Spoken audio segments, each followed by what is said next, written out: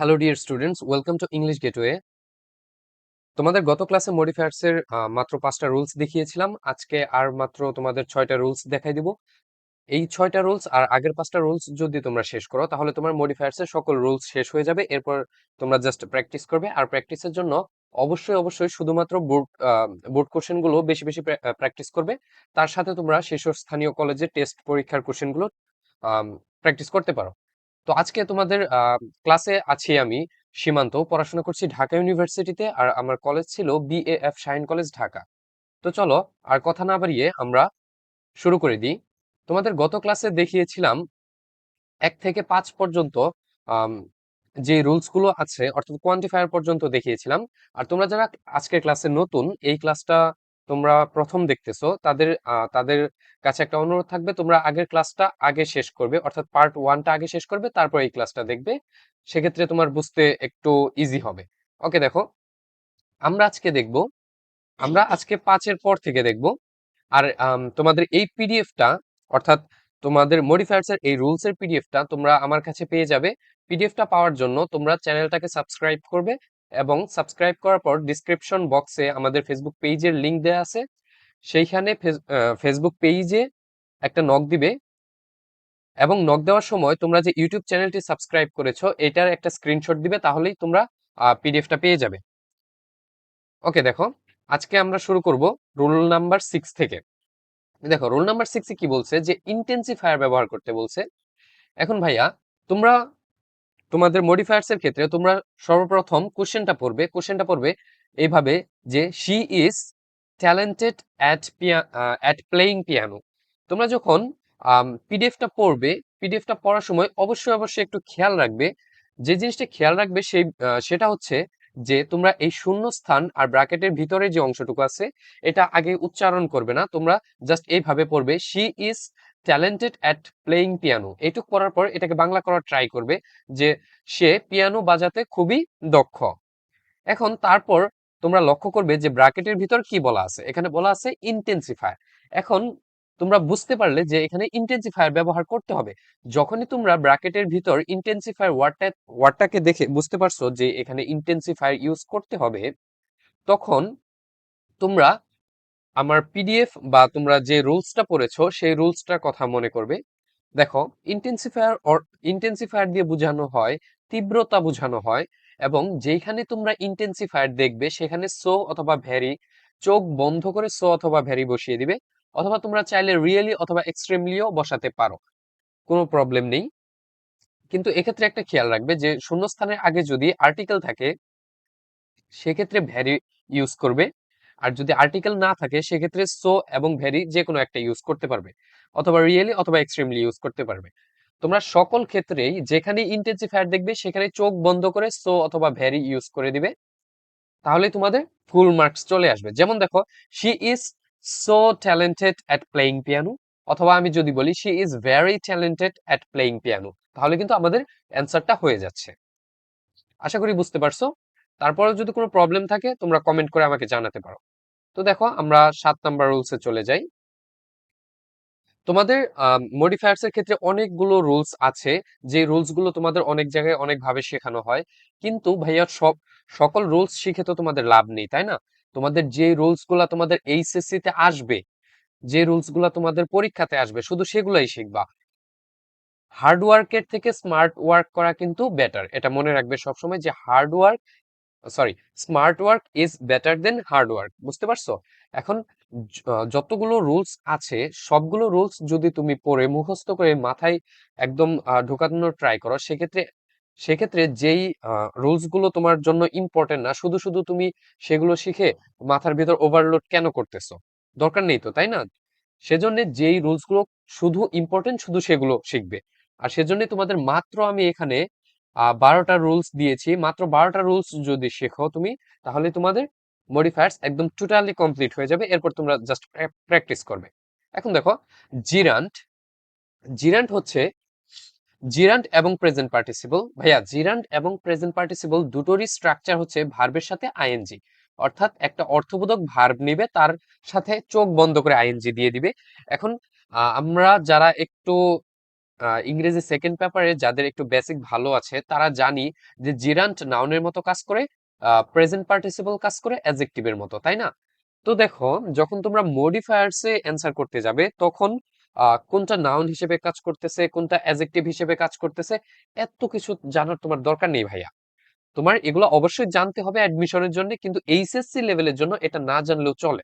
কারণ যেইখানে শূন্যস্থান দিয়ে তোমার ব্র্যাকেটে বলে দিবে জিরান্ট ইউজ করো, তার মানে এইখানে এই কোশ্চেনে এমন জায়গায় শূন্যস্থান দেওয়া আছে যেখানে যদি তুমি ভার্বের সাথে একটা আইএনজি ইউজ করো তাহলে সেখানে অটোমেটিক্যালি নাউনের কাজ করবে।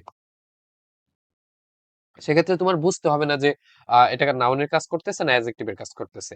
সেই জন্যই যেহেতু জিরান্ড এবং প্রেজেন্ট পার্টিসিপলের স্ট্রাকচারটা হচ্ছে ভার্বের সাথে আইএনজি, সেহেতু তুমি ব্র্যাকেটের ভিতর যখনই প্রেজেন্ট পার্টিসিপল অথবা জিরান্ড দেখবে তখনই চোখ বন্ধ করে একটা অর্থবোধক ভার্ব আনবে এবং তার সাথে আইএনজি করে দিবে, তাহলে তোমার অ্যান্সার হয়ে যাবে এবং তোমার মার্কস চলে আসবে। যেমন দেখো, আমরা এক্সাম্পল দেখি। 1 number, dash is my favourite activity. এখন ড্যাশ হচ্ছে অর্থাৎ এখানে এমন একটা কাজের নাম জিজ্ঞেস করছে যেটা তোমার ফেভারিট একটা কাজ। এখন কাজ কি হতে পারে? এখন তুমি এখানে চাইলেই কিন্তু এখানে চাইলেই কিন্তু আহ, অন্য কোনো পার্টস অফ স্পিচ ইউজ করতে পারবা না। তোমাকে তোমাকে এখানে এমন একটা কাজের নাম আনতে হবে যেটা তোমার ভার্ব বোঝায়, অর্থাৎ একটা ভার্ব আনতে হবে, অবশ্যই সঙ্গতিপূর্ণ ভার্ব আনতে হবে যাতে সেন্টেন্সের সাথে সঙ্গতিপূর্ণ হয় সঙ্গতিপূর্ণ হয়। যেমন দেখো, আমি বললাম যে হাঁটা আমার একটা ফেভারিট অ্যাক্টিভিটি, তাই না? যে আমি হাঁটতে ভালোবাসি। হাঁটার ইংরেজি কি? হাঁটার ইংরেজি হচ্ছে ওয়াক। হাঁটার ইংরেজি ওয়াক। এবং স্ট্রাকচারে কি আছে? ভার্বের সাথে আইএনজি। আমরা একটা অর্থবোধক ভার্ব আনলাম যেটা হচ্ছে এই সেন্টেন্সের সাথে যায় এবং তার সাথে আমরা আইএনজি করে দিলাম। এখন walking is my favourite activity, তাহলে তোমার অ্যান্সার হয়ে যাচ্ছে। অথবা তোমার বই পড়তে ভালো লাগে, তাহলে তুমি বলতে পারো রিড। রিড হচ্ছে বই পড়া, তার মানে রিড একটা কাজ বোঝাচ্ছে, তার সাথে আমরা আইএনজি লাগিয়ে দিলাম। অথবা রাইটিং, প্লেইং, এগুলো তোমরা দিতে পারো, কোনো প্রবলেম নেই। এখন দেখো 2 নাম্বার রুলসে চলে যাই, সরি 2 নাম্বার এক্সাম্পলে চলে যাই। I saw the dash child at the park. এখন এখানে তুমি চাইলেই কি বলো, অন্য কোনো পার্টস অফ স্পিচ দিতে পারবে না। এখন যদি বলো আই স দ্য লিটল, ধরো তুমি লিটল দিলা, I saw the little child at the park, এইটাতে গ্রামাটিক্যালিও রাইট, বাট সরি, গ্রামাটিক্যালিও রাইট, আবার অর্থগতভাবেও রাইট, সব দিক দিয়ে ঠিক আছে। কিন্তু প্রবলেমটা কোথায় জানো? প্রবলেমটা হচ্ছে যে এখানে তো তোমার ব্র্যাকেটের ভিতর বলে দিছে যে প্রেজেন্ট পার্টিসিপল ইউজ করো। তুমি যদি লিটল ওয়ার্ডটা ইউজ করো সেক্ষেত্রে তো প্রেজেন্ট পার্টিসিপল ইউজ করা হলো না। বুঝতে পারছো? সেক্ষেত্রে তোমার স্ট্রাকচারের দিক দিয়ে কিন্তু রাইট হলো না, তোমার কাছে যে জিনিসটা চাইছে সেইটা তুমি দাও নাই। সেই জন্য তোমাকে এখানে অ্যান্সারটা করতে হবে। প্রেজেন্ট পার্টিসিপল বলতে আমরা বুঝি ভার্বের সাথে আইএনজি। কাজেই আমাদের এখানে একটা অর্থপূর্ণ ভার্ব আনতে হবে এবং ভার্বের সাথে আইএনজি করতে হবে। তো সেক্ষেত্রে আমরা কি বলতে পারি? I saw dash child at the park. এমন একটা শিশু আমরা দেখেছি পার্কে, তাই না? তো শিশুটা যখন আমরা পার্কে দেখেছি তখন শিশুটা কি করতেছিল? অর্থাৎ যেহেতু আমাদের ভার্বের সাথে আইএনজি করতে হবে, তাই একটা কাজ টাইপের ওয়ার্ড আনতে হবে। এখন ধরো শিশুটা খেলতেছিল, তাই না? লেটস সে আমরা ধরে নিলাম শিশুটা খেলতেছিল। খেলা ইংরেজি কি? প্লে। তার সাথে আমরা আইএনজি করে দিলাম। কেননা আমরা সূত্রে শিখেছি যে প্রেজেন্ট পার্টিসিপল বা জিরান্ট যাই থাকুক আমরা ভার্বের সাথে আইএনজি করে দিব, তাই না? সেক্ষেত্রে আমরা I saw the playing child at the park, আমি একটা ছেলে দেখলাম পার্কে বা একটা শিশু দেখলাম পার্কে যে খেলতেছিল। বুঝতে পারছো? এভাবে অ্যান্সার করলে তোমার অ্যান্সার 100% সঠিক হয়ে যাবে। তো এর পরবর্তী ক্লাসে তোমরা আগের ক্লাসে 5টা রুলস দেখেছো, আজকের ক্লাসে আহ পাঁচটা বা অথবা 6টা রুলস দেখবে, তাহলে তোমাদের মডিফায়ার্স কমপ্লিট হয়ে যাবে। বাট রুলস শেখার থেকেও ইম্পর্টেন্ট কিন্তু হচ্ছে ভাইয়া প্র্যাকটিস। বুঝতে পারতেছো? তুমি রুলস শিখলা হাজার হাজার, সেক্ষেত্রে কিন্তু তোমার কোনো কাজে আসবে না যদি কিনা তুমি অ্যাপ্লাই না করতে পারো। সেক্ষেত্রে পরবর্তী ক্লাসগুলো দেখার আমন্ত্রণ রইলো, সেজন্য ইউটিউব চ্যানেলটা এখনই সাবস্ক্রাইব করে ফেলো। পরবর্তী ক্লাসে আমি তোমাদের এই রুলস গুলো কিভাবে অ্যাপ্লাই করবে সেগুলো দেখাবো। আর আজকের পিডিএফটা পাওয়ার জন্য অবশ্যই চ্যানেলটা সাবস্ক্রাইব করে একটা স্ক্রিনশট তুলে আমার পেজে নক দিবা। পেজের লিংক ডিসক্রিপশন বক্সে দেওয়া আছে, তোমরা যদি সেখানে নক দাও তাহলে পিডিএফটা আমি দিয়ে দিব। এখন দেখো, অর্থ অনুযায়ী ভার্বের সাথে, সরি, 8 নাম্বার রুলসটা হচ্ছে পাস্ট পার্টিসিপল ইউজ করতে বলছে।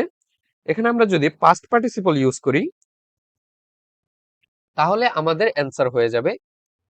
কিন্তু পাস্ট পার্টিসিপলটা আমরা কিভাবে ইউজ করব? দেখো, আমরা যখন স্ট্রং ভার্ব বা উইক ভার্ব পড়েছি, বা অথবা যখন আমরা ভার্বের যে ফর্মগুলো আছে এগুলো যখন পড়েছি, অর্থাৎ ডো, ডিড, ডান, আমরা এই তিনটা ফর্মের সাথে তো পরিচিত, তাই না? এটা হচ্ছে ভাইয়া প্রেজেন্ট ফর্ম। প্রেজেন্ট ফর্ম বা V1, এটা হচ্ছে V2, আর এইটা হচ্ছে ভাইয়া V3। এটা তো আমরা সবাই জানি, তাই না?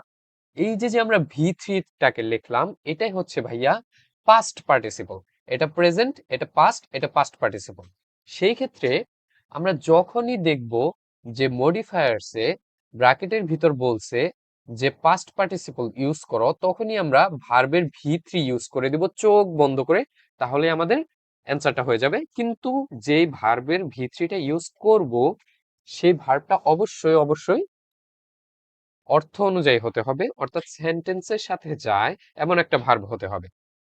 ঠিক আছে, দেখি এখানে আমরা কি ভার্ব দিলে এই সেন্টেন্সের সাথে যায়। আমরা একটা এক্সাম্পল সলভ করার মাধ্যমে বিষয়টাকে আরেকটু ক্লিয়ার করে নিই। দেখো, এখানে বলা আছে the dash project impressed the teacher, তাই না? এখানে বলা আছে the project impressed the teacher. তাহলে আমরা এখানে কেমন ভার্ব দিতে পারি? এখন ভার্ব আনার জন্য তোমাকে অবশ্যই অবশ্যই কাজ বুঝাতে হবে, অর্থাৎ এই যে যে নাউনটা আছে এইটার একটা কাজকে নির্দেশ করে এমন আম, এমন একটা ওয়ার্ড আনতে হবে। যেমন আমরা আগের সেন্টেন্সে, যেমন এই সেন্টেন্সে আমরা যখন পড়েছিলাম, তখন এই শিশুটার একটা কাজ নির্দেশক একটা ওয়ার্ড এনেছিলাম। ঠিক সেম ভাবে আমরা প্রজেক্ট, এই সেন্টেন্সেও প্রজেক্টটার কাজ সম্পর্কিত একটা ওয়ার্ড আনবো। দেখো, সেক্ষেত্রে আমরা বলতে পারি ফিনিশ। ফিনিশ হতে পারে। তো ঠিক আছে, আমরা বললাম ফিনিশ। ফিনিশ। এখন ফিনিশের সাথে আমাদের কি করতে হবে? ইডি যোগ করতে হবে, তাহলে V3 হয়ে যাবে। তাহলে এখন যদি আমরা পড়ি the finished project impressed the teacher, সেক্ষেত্রে দেখো এই ভার্ব ওয়ার্ডটা অবশ্যই অবশ্যই এই সেন্টেন্সের সাথে অর্থগত আছে এবং সেন্টেন্সের মিনিং এর সাথে যাচ্ছে। পাশাপাশি এটা একটা ভার্বের V3 ফর্ম, অর্থাৎ পাস্ট পার্টিসিপল ফর্ম। যেহেতু এটা মিনিং এর সাথেও যাচ্ছে এবং এটা যেহেতু পাস্ট পার্টিসিপল ফর্ম, অর্থাৎ দুইটা শর্তই যেহেতু পূরণ করতেছে, তার মানে আমাদের অ্যান্সার এখানে 100% রাইট। বুঝতে পারছো? তো যেখানে আমরা পাস্ট পার্টিসিপল দেখব, সেখানে ভার্বের V3 বসিয়ে দিব, তাহলে আমাদের অ্যান্সার হয়ে যাবে। তো ঠিক আছে, এখন দেখো আমরা 9 নাম্বার রুলসে চলে যাই। 9 নাম্বার রুলস হচ্ছে ভাইয়া পারফেক্ট পার্টিসিপল। পারফেক্ট পার্টিসিপল কি? পারফেক্ট পার্টিসিপল হচ্ছে, আমরা এর আগে পড়লাম প্রেজেন্ট পার্টিসিপল, এর আগে পড়েছি প্রেজেন্ট পার্টিসিপল, সেটা হচ্ছে ভার্বের সাথে আইএনজি, ভার্বের সাথে আইএনজি। তারপর পড়লাম আমরা পাস্ট পার্টিসিপল, সেটা হচ্ছে V3। এখন আমরা যেটা পড়বো সেটা হচ্ছে পারফেক্ট পার্টিসিপল। পারফেক্ট পার্টিসিপল, আর পারফেক্ট পার্টিসিপল গুলো হচ্ছে হ্যাভিং এর সাথে V3।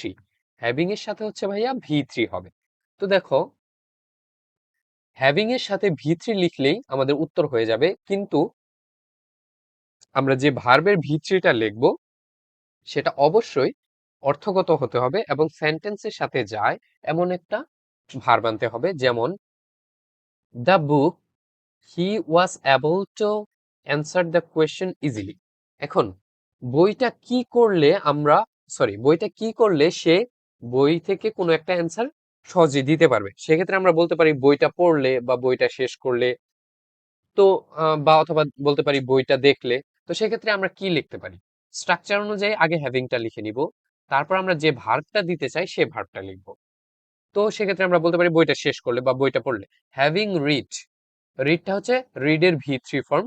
অথবা আমরা লিখতে পারি হ্যাভিং, অথবা রিডটাকে আমরা কেটে দিয়ে লিখতে পারি রিড লিখলেও কিন্তু হবে, হবে না যে এমন না, রিড লিখলেও হবে, কিন্তু আমরা রিড বা অন্য একটা ভার্ব ইউজ করতে চাচ্ছি, সেক্ষেত্রে আমরা রিডটাকে কেটে দিলাম। আহ এখন আমরা বলতে পারি হ্যাভিং ফিনিশড, ফিনিশড, তাহলে কিন্তু অ্যান্সার হয়ে যাচ্ছে। বুঝতে পারতেছো? তো কিন্তু আবার একটা বিষয় লক্ষ্য রাখবে, এখানে কিন্তু চাইলে তোমরা হ্যাজ অথবা হ্যাট এগুলা কিছুই দিতে পারবে না। এখানে সব সময় হ্যাভিং হবে, হ্যাভিং এর সাথে ভি থ্রি হবে, এবং ভি থ্রিটা অবশ্যই সেন্টেন্সের সাথে যায় এমন একটা ভার্বের ভি থ্রি ফর্ম লিখতে হবে, তাহলে আমাদের পারফেক্ট পার্টিসিপল হয়ে যাবে। আর পারফেক্ট পার্টিসিপল ইউজ করতে বলছে কিনা সেজন্য আমরা ব্র্যাকেটের ভিতর লক্ষ্য করলেই বুঝতে পারবো এখানে কি ইউজ করতে বলছে, এখানে স্পষ্ট ভাষায় লেখা আছে। ওকে, এখন আমরা যাব 10 নাম্বার রুলসে। আর মাত্র 2টা রুলস আছে, তাহলে তোমাদের মডিফায়ার্স এর সকল রুলস শেষ, এবং এরপর তোমরা জাস্ট প্র্যাকটিস করবে। অবশ্য এই রুলস গুলা পড়ার পর তোমাদের যতগুলা প্র্যাকটিস আছে সবগুলা প্র্যাকটিসেই দেখবা এই রুলস থেকে কমন পড়তেছে, এর বাইরে কোনো রুলস আসতেছে না। তারপরে যদি তোমাদের সলভ করতে প্রবলেম হয় সেক্ষেত্রে আমাদের সলভিং ক্লাস আগামী 1-2 দিনের ভিতরে চলে আসবে, বোর্ড কোশ্চেন সলভিং ক্লাস। সেটা যাতে মিস না হয় সেজন্য তোমরা আমার ইউটিউব চ্যানেলটা সাবস্ক্রাইব করে রাখো, আর এই পিডিএফ পাওয়ার জন্য ইউটিউব চ্যানেলটা সাবস্ক্রাইব করে একটা স্ক্রিনশট তুলে আমার পেজে নক দাও, সেখানে তোমাদের পিডিএফটা দিয়ে দেওয়া হবে। ওকে, দেখো এখানে বলছে অ্যাপোজিটিভ। ভাইয়া অ্যাপোজিটিভ জিনিসটা আবার কি? অ্যাপোজিটিভ জিনিসটা হচ্ছে সাবজেক্ট, সরি, নাউন সম্পর্কে সংক্ষেপে বর্ণনা করবে। এখানে যে সাবজেক্ট দেওয়া আছে এটা একটু কেটে দাও, এখানে হবে নাউন সম্পর্কে সংক্ষেপে বর্ণনা করবে, তবে ভার্ব ইউজ করা যাবে না। কেন করা যাবে না জানো? সংক্ষেপে বর্ণনা করবে, সেটা বর্ণনা করবে অবশ্যই ফ্রেজ আকারে। এখন ফ্রেজ জিনিসটা কি? ফ্রেজ জিনিসটা হচ্ছে কয়েকটা ওয়ার্ড যেখানে ভার্ব নেই। বুঝতে পারছো? কয়েকটা ওয়ার্ড যেখানে ভার্ব নেই। কেমন? যেমন ধরো এইখানে এই যে দা গিটার বিউটিফুলি, ধরো এইখান থেকে এখানে যে ওয়ার্ড গুলো আছে এই ওয়ার্ড গুলোর ভিতরে কোনো ভার্ব নেই, যেহেতু এখানে কোনো ভার্ব নেই সেহেতু এটা হচ্ছে একটা ফ্রেজ বা শব্দ গুচ্ছ। ওকে, যখন আমরা একটা উদাহরণ দিয়ে দেখবো তখন বিষয়টা আরেকটু ক্লিয়ার হয়ে যাবে। যেমন দেখো মাই ব্রাদার, এটা একটা নাউন, শূন্যস্থানের আগে যে নাউনটা থাকবে, ইমিডিয়েটলি যে নাউনটা থাকবে সেই নাউনটা সম্পর্কে সংক্ষেপে বর্ণনা করবে উইদাউট ভার্ব, ভার্ব ছাড়া। এখন দেখো my brother plays the guitar beautiful, তাই না? এখানে মূলত মূল সেন্টেন্সটা হচ্ছে my brother plays the guitar, এইখানে এই শূন্যস্থান সহ এটুকু কেটে দাও। কেটে দিলে কি হবে? My brother plays the guitar beautifully. দেখো সেন্টেন্সে কিন্তু কোনো প্রবলেম নেই, সেন্টেন্সটা অর্থ অনুযায়ী গ্রামাটিক্যালি সব দিক দিয়ে রাইট।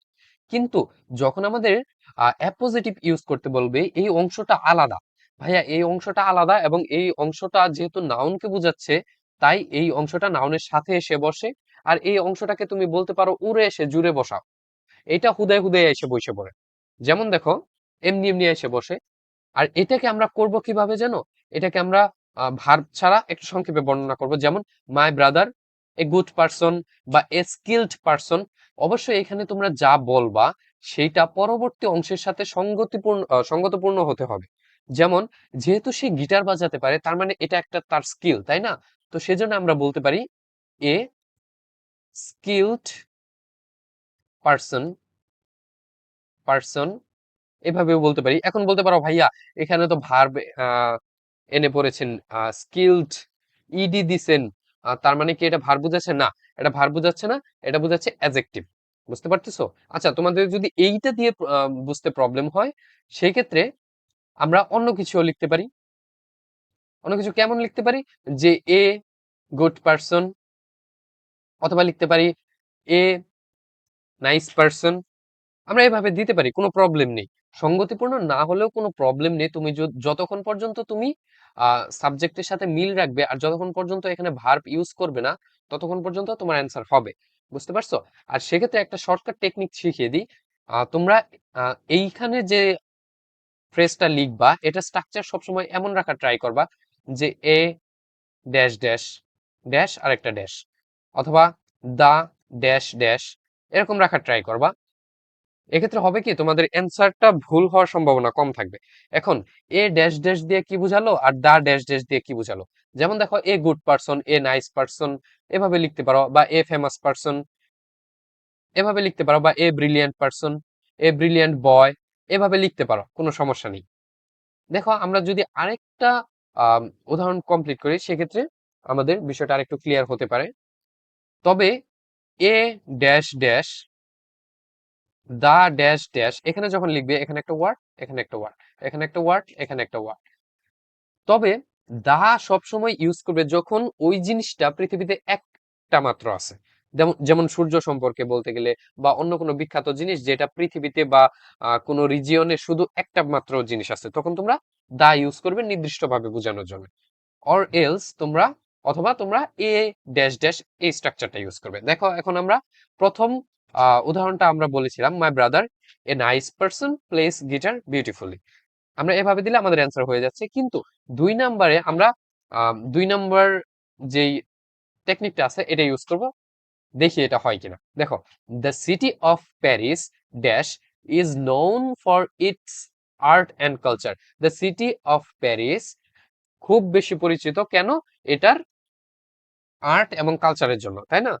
এখন দেখো, যেহেতু আর্ট অ্যান্ড কালচারের জন্য এটা পরিচিত, সেহেতু আমরা এরকম আরেকটা জিনিস দিতে পারি। সেক্ষেত্রে আমরা দিতে পারি এ ফেমাস সিটি, এ ফেমাস সিটি, এ ফেমাস সিটি দিতে পারি, বা a nice city, a beautiful city, এভাবে আমরা দিতে পারি। তবে এই এই জায়গাতে যা লেখা থাকবে, অর্থাৎ শূন্যস্থানের পরে যা লেখা থাকবে তার সাথে তোমরা অ্যাপোজিটিভ যে অংশটুকু ইউজ করতেছো, সেই অংশটুকু যেন একদম হুবহু মিলে না যায়। বুঝতে পারছো? যেমন এখানে দেয়া আছে the city of Paris is known to its culture, and এখানে এই অংশটুকু না লিখে যদি বলা থাকতো the city of Paris is a famous city, এখানেও লেখা থাকলো ফেমাস সিটি, তুমি এখানেও দিয়ে দিলা ফেমাস সিটি, তাহলে কিন্তু অ্যান্সার হবে না। বুঝতে পারছো? এখানে এমন কিছু দিবা যেটা শূন্যস্থানের পরবর্তী অংশের সাথে একদম হুবহু মিলে না যায়। তবে কনটেক্সট যদি মিল থাকে, ধরো কাছাকাছি মিল আছে, তাহলে সেটা দেওয়া বেশি অ্যাপ্রোপ্রিয়েট হবে এবং বেশি সুন্দর হবে। আর এটা স্ট্রাকচার এরকম রাখবা, এ ড্যাশ ড্যাশ অথবা দা ড্যাশ ড্যাশ এভাবে রাখবা। আর এই যে যে তোমরা এ ড্যাশ ড্যাশ অথবা দা ড্যাশ ড্যাশ দিয়ে করতেছো, এই অংশটুকুকে বলা হয় ভাইয়া অ্যাপোজিটিভ। এখন দেখো, আমরা দা দিয়ে একটা করি। একটা সাধারণ জ্ঞানের বিষয় আছে এখানে, সেটা হচ্ছে যে প্যারিসকে বলা হয় ভাইয়া সিটি অফ লাইট। এটাকে বলা হয়, এটা পৃথিবীতে একটাই আছে, সেটাকে বলা হয় Paris, the city of light.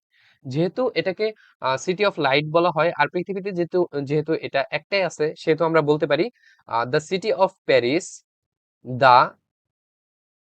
City of light, light, অথবা বলতে পারি the famous light city is known for its art and culture.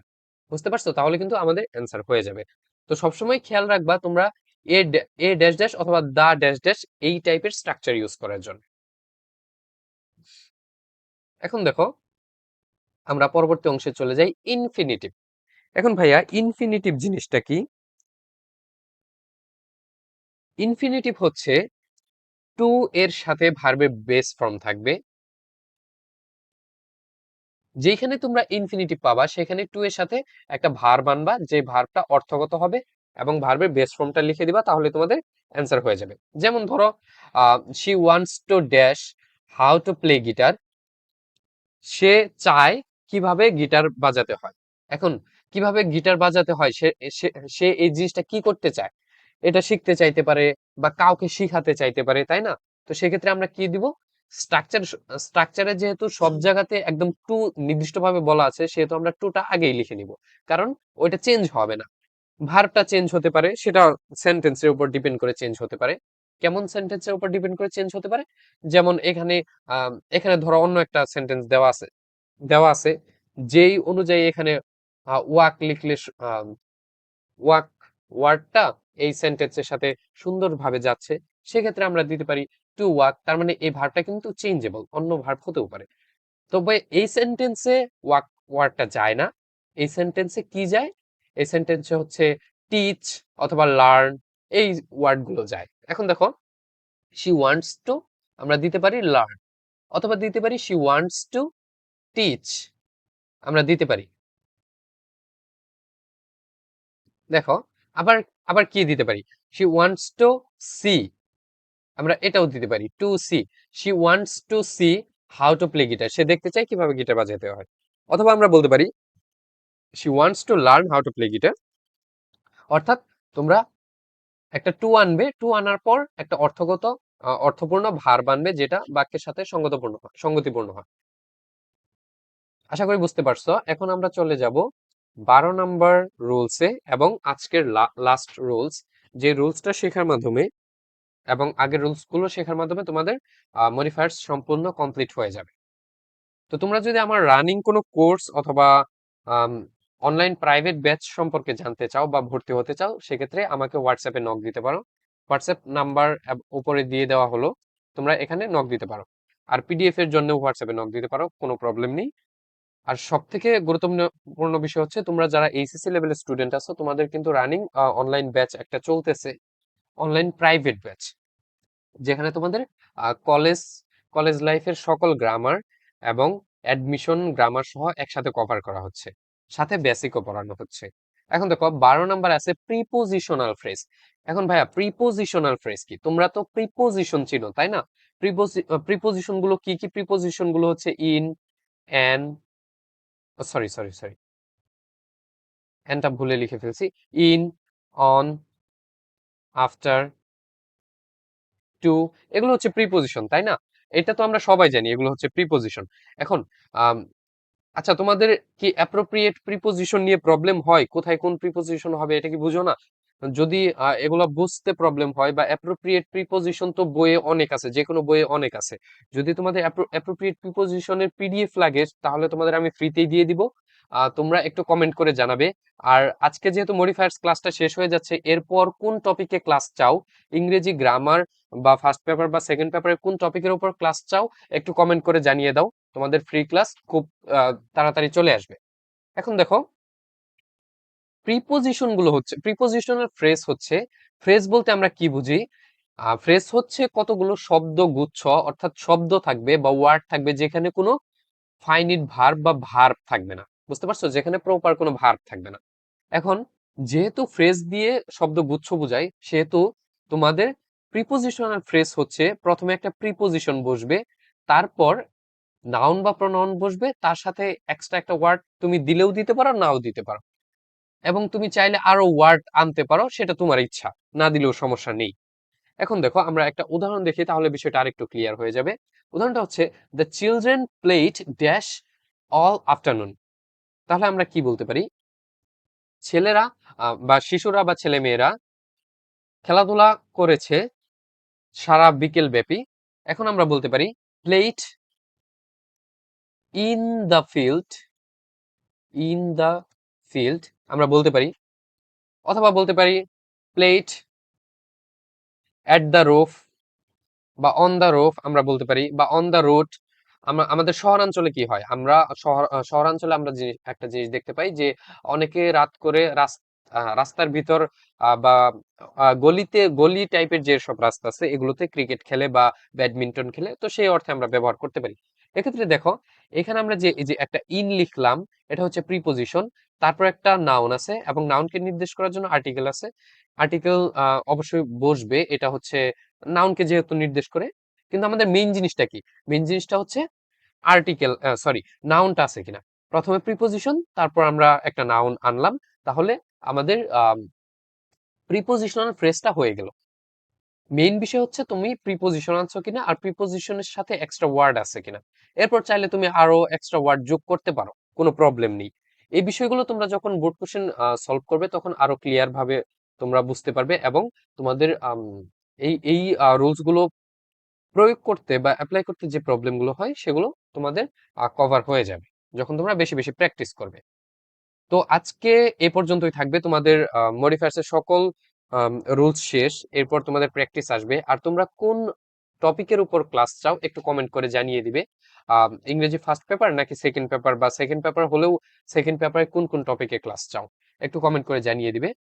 তো এই মাত্র 12টা। আরেকটা বিষয়, আরেকটা রুলস এখানে বাদ পড়ে গেছে, তোমরা একটু লিখে নাও। সেটা হচ্ছে ডিটারমিনার। ডিটারমিনার, এটা প্রায় প্রায় আসে। ডিটারমিনার কোনগুলো ভাইয়া? ডিটারমিনার গুলো হচ্ছে আর্টিকেল। আর্টিকেল গুলো হচ্ছে ডিটারমিনার, অর্থাৎ এ, এ, এন, আর হচ্ছে দা, এই তিনটা হচ্ছে ডিটারমিনার। এবং এর সাথে আরো কিছু থাকতে পারে। ধরো সিঙ্গুলার বুঝাচ্ছে যখন তোমার সেন্টেন্সে সিঙ্গুলার বুঝাবে এবং ডিটারমিনার চাবে, অর্থাৎ ব্র্যাকেটের ভিতর বলে দিবে ডিটারমিনার ইউজ করো, তখন তোমরা যদি সিঙ্গুলার থাকে, নাউনটা যদি সিঙ্গুলার থাকে, তখন এ এন দা এগুলো ইউজ করবা। আর যদি প্লুরাল থাকে বা অনেকগুলো বুঝায়, তখন তোমরা ইউজ করবে সাম, মেনি, অল, এই তিনটার ভিতর যে কোনো একটা ইউজ করবে, তাহলে তোমার অ্যান্সার হয়ে যাবে। তো এই মাত্র 12 বা 13টা রুল শিখলে তোমাদের মডিফায়ার্স আর আম, কখনোই ভুল হবে না আশা করি। এর পরবর্তীতে তোমাদের প্র্যাকটিস গুলো দেখিয়ে দিব, তাহলে তোমাদের আরো ক্লিয়ার হয়ে যাবে। তো আজকের ক্লাস এ পর্যন্তই, সকলে ভালো থাকো। আর পিডিএফটা সংগ্রহ করার জন্য অবশ্যই সাবস্ক্রাইব করে স্ক্রিনশট তুলে ফেসবুক পেজে অথবা হোয়াটসঅ্যাপ নাম্বারে নক দিবে, হোয়াটসঅ্যাপ নাম্বার এখানে দিয়ে দিব। তো সকলে ভালো থাকো। আল্লাহ হাফেজ।